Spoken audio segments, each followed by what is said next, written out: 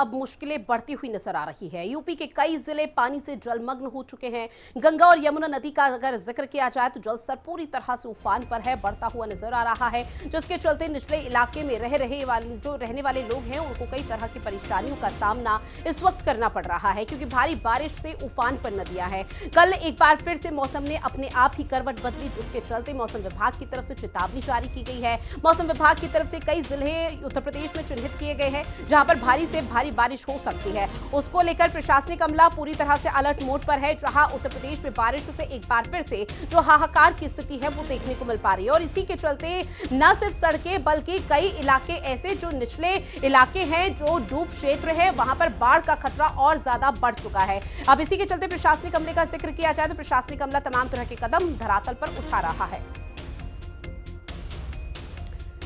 वहीं शहर के कई हिस्सों में बारिश देखने को मिल पा रही है, जहां भारी बारिश से बिहार में भी हाहाकार की स्थिति है। मुजफ्फरपुर में बाढ़ जैसे हालात हैं, लोगों को कई तरह की समस्याओं का सामना करना पड़ रहा है। और बिहार में एक बार फिर से वही स्थिति जिसको लेकर लगातार मौसम विभाग के जरिए जिक्र किया जा रहा था, क्योंकि अमूमन तौर पर बिहार में कहा जाता है कि बिहार एकमात्र ऐसा राज्य है जहां पर बहुत ज्यादा सर्दी जब पड़ती है तो बहुत ज्यादा हो जाती है, जब गर्मी पड़ती है, यहाँ पर गर्मी का सीजन आता है तो वो भी बहुत अति हो जाती है। और वही स्थिति, वही हालात, वही तस्वीरें बारिश के दौरान भी देखने को मिल पाती है। और यही एकमात्र वजह जिसकी वजह से ये तस्वीरें बिहार के कई इलाकों से सामने आ पा रही है। मुजफ्फरपुर का जिक्र किया जाए तो बाढ़ जैसे हालात हो चुके हैं। फिलहाल स्कूल कॉलेज सभी यहां पर बंद कर दिए गए हैं। लोगों को आने जाने में कई तरह की परेशानियों का सामना करना पड़ रहा है। और देखिए कितना फुट यहां पर पानी भरा हुआ है, जहां पर लोग अपना जीवन यापन कैसे कर रहे होंगे, कैसे गुजर बसर हो रहा होगा, इसका अंदाजा लगाना बहुत मुश्किल है। हालांकि प्रशासनिक अमले की तरफ से कहा जा रहा है कि राहत सामग्री पहुंचाने का काम किया जा रहा है उनकी तरफ से। साथ ही यहाँ पर कोशिश ये की जा रही है कि लोगों को उस जगह से जहां पर पानी भरा हुआ है, अगर कोई फंसा हुआ है तो उस दौरान सुरक्षित स्थान पर कैसे भेजा जा सके। लेकिन इन तस्वीरों का सामने आना कई बार प्रशासनिक अमले की पोल भी खोल देता है। बेशक से तमाम दावे वादे मानसून के दस्तक देने से पहले किए जा रहे थे, लेकिन उन दावे वादों पर कोई भी यहां पर परिपूर्ण नजर नहीं आया धरातल पर। उसकी बानगी इन तस्वीरों के जरिए समझी जा सकती है। ऐसे में न सिर्फ बच्चे बल्कि अब कई बीमारियां भी यहां पर दस्तक देती हुई नजर आएगी, जिसमें डेंगू और चिकनगुनिया जैसी बीमारी है वो अभी से पैर पसारती हुई नजर आ रही है। और अगर इसी तरह के हालात रहे तो आगे थोड़ा और मुश्किल यहां पर प्रशासनिक अमले के लिए हो जाएगा। स्वास्थ्य विभाग भी पूरी तरह से अलर्ट मोड पर है। स्वास्थ्य विभाग की तरफ से भी कोशिश की जा रही है जल्दी किसी तरह से जो चीजें हैं वो यहां पर सुनिश्चित की जा सके।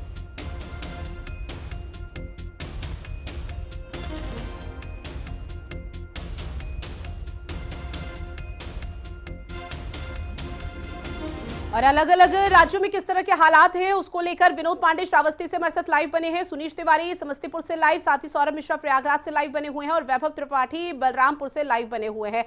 सबसे पहले रुख मैं वैभव त्रिपाठी आप ही का करना चाहूंगी। बलरामपुर में फिलहाल मौसम को लेकर क्या तस्वीरें हैं, साथ ही मौसम विभाग की तरफ से क्या कोई अलर्ट जारी किया गया है? जी आपको बता दें कि बलरामपुर में राप्ती नदी का जल स्तर लगातार घट रहा है, लेकिन अब ग्रामीणों को राप्ती नदी में होने वाली कटान का भय समाया हुआ है। आपको बता दें कि तराई क्षेत्र में लोग लगातार दिन रात जाकर अपने खेतों की रखवाली कर रहे हैं कि राप्ती नदी के घटते जलस्तर के साथ ही उनके खेत भी निश्चित तौर पर देखिए समझा जा सकता है कि किस तरह की परेशानियों का सामना वहां के लोगों को करना पड़ रहा होगा।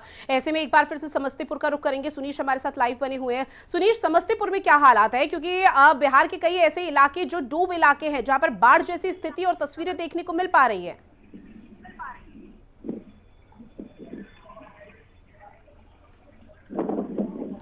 सुनीश, आवाज पहुंच रही है आप तक?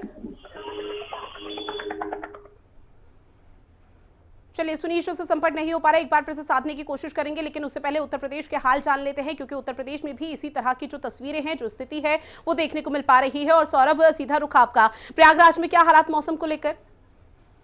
तो देखिए ठीक मेरे पीछे आप देख सकती हैं कि किस तरह से गंगा और जमुना का जो जल स्तर है वो लगातार बढ़ता जा रहा है। अभी हम 2 दिन पहले यहाँ से मैंने लाइव दिया था तो गंगा का जो जलस्तर था वो काफी पीछे था, लेकिन 2 दिन में जो पानी बढ़ा है वो लगभग 20 फीट पानी बढ़ा है। हालांकि प्रयागराज में जो है इतनी बारिश नहीं हो रही, लेकिन अगर बात करें हम पहाड़ी और जो मैदानी इलाकों में जो बारिश हो रही है उसका असर अब आप धीरे धीरे प्रयागराज के जो गंगा और जमुना नदी है उसमें भी आपको देखने को मिल रहा है। हालांकि बाढ़ प्रभावित क्षेत्रों को तुरंत खाली करा दिया गया है और डीएम यहाँ पर खुद जाकर मौके का मुआयना कर रहे हैं। क्योंकि अगर हम प्रयागराज की बात करें तो प्रयागराज का ये संगम घाट है और संगम घाट की तस्वीरें हम आपको हिंदी खबर के माध्यम से दिखा रहे हैं कि देखिए यहाँ पर किस तरह से देखिए पूरी तरह जो ये एरिया है वो जलमग्न हो गया है। क्योंकि अगर हम बात करें कुछ दिन पहले जो पानी था वो करीब 5-6 फीट पीछे था, लेकिन अब पानी के जो मात्रा है वो 20 फीट ऊपर आ गई है। तो आप देख सकते हैं जो नाविक है उनको भी सख्त हिदायत दी गई है कि कोई भी श्रद्धालुओं को बिल्कुल भी स्नान न कराए, और श्रद्धालु स्नान करने जाते हैं तो उनको लाइफ जैकेट का इस्तेमाल किया जाए। तो धीरे धीरे गंगा और जमुना का जलस्तर जो है वो लगातार बढ़ने को देखने को मिल रहा है, और आगे भी गंगा और जमुना का जो जलस्तर है वो आपको देखने को मिलेगा।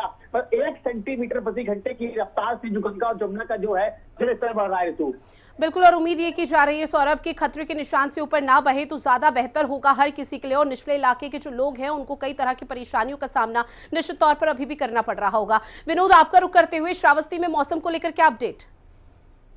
जी बिल्कुल, बता दें आपको, लगातार बरसात को लेकर के जिले में जो बाढ़ की विभीषिका आई थी उसका खतरा तो अभी तो टल गया है, लेकिन नेपाल और पहाड़ों पे लगातार बारिश से राप्ती नदी अभी भी खतरे के निशान से ऊपर बह रही है, जिसको लेकर जिला प्रशासन पूरी तैयारी से मुस्तैदी से जुटा हुआ है।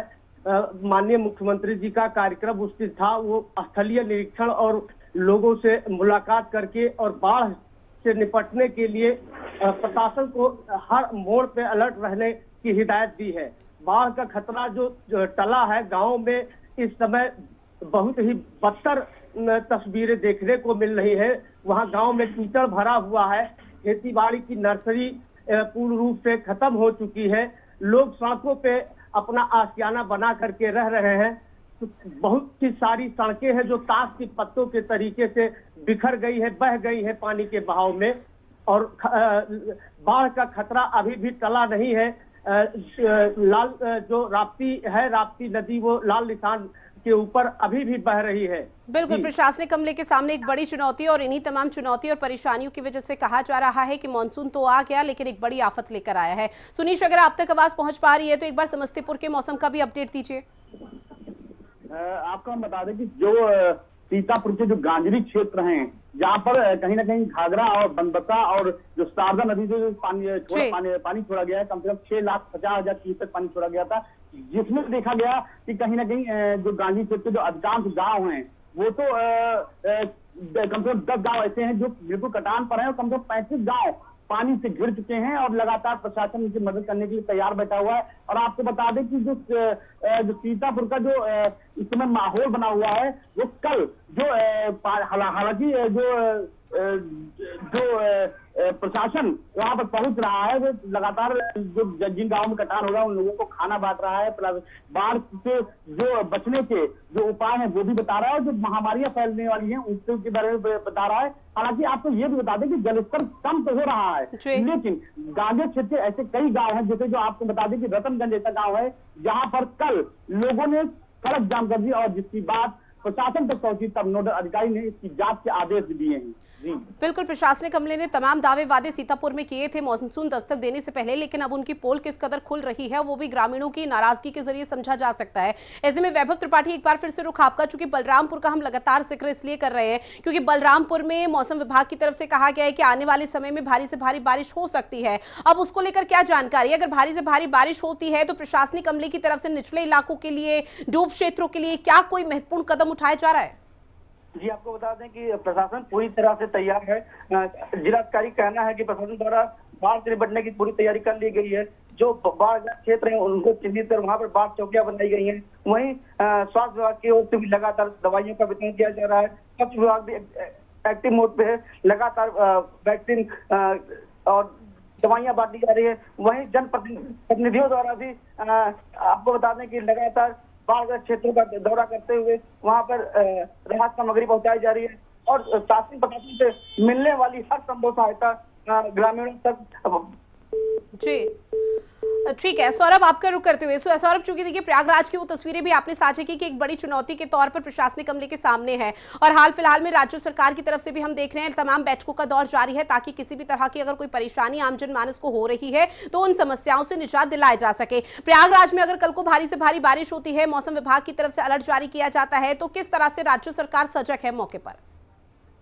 देखिए अगर हम बात करें सजग की तो देखिए ऋतु जिस हिसाब से डीएम जो है लगातार वो बाढ़ प्रभावित इलाकों का मुआयना कर रहे हैं और लोगों से ये अपील भी कर रहे हैं कि बाढ़ प्रभावित क्षेत्र है उनको खाली कर दिया जाए। अगर हम प्रयागराज के बाढ़ क्षेत्र प्रभावित इलाकों की बात करें तो झूसी है, तेलियरगंज है, छोटा बघाड़ा है, करेली है, तो ये सब इलाके ऐसे हैं कि जब बाढ़ आती है तो ये जो पूरा जो इलाका है वो जलमग्न हो जाता है। और खास तौर से अगर छोटे बघाड़े की बात करें, छोटे बघाड़े में एक यूनिवर्सिटी का हम मानते हैं, वहाँ जो बच्चे आते हैं वो किराए कमरा लेकर जो है वो पढ़ते हैं, लेकिन जितने भी कमरे बने हैं वो गंगा घाट के किनारे पर बने हैं। तो डीएम वहां का खास तौर से मुआयना कर रहे हैं ताकि जो वहां पर बच्चे पढ़ाई करते हैं उनको वहां जल्दी से जल्दी निकाला जाए। क्योंकि देखिए गंगा का जलस्तर जिस तरह से बढ़ रहा है ऋतु, आप ठीक मेरे पीछे देखिए 20 फीट जो पानी है वो 2 दिन में बढ़ा हुआ है, तो आप अंदाजा लगा सकती हैं कि अभी आने वाले समय में बिल्कुल निश्चित तौर पर, और ऐसे में एक बड़ी चुनौती के तौर पर अब जो मानसून है वो दस्तक दे चुका है, आफत बनकर आ रहा है, लेकिन उम्मीद यही ताकि प्रशासनिक अमला किसी तरह के ऐसे महत्वपूर्ण कदम उठा दे, कोई बड़ी जो जनहानि है वो यहाँ पर होती हुई नजर ना आए। बहरहाल आप लोगों ने अपने अपने क्षेत्रों से जानकारी साझा की, मौसम को लेकर अपडेट साझा की, उसके लिए बहुत शुक्रिया। फिलहाल इस खास पेशकश में इतना ही, मुझे दीजिए इजाजत, नमस्कार।